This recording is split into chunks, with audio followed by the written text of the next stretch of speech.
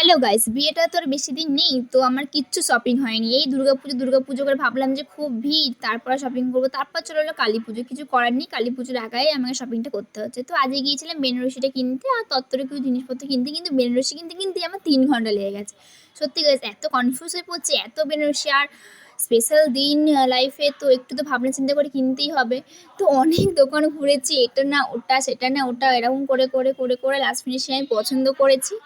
তো তোমাদের সঙ্গে শেয়ার করছি। তো তোমরা গেস করো তো আমি লাস্ট ফিনিশিং কোন বেনারসিটা নিয়েছি। অনেকগুলোই তো বেনারসি দেখেছি, তো তোমরা গেস করো, ঠিক আছে?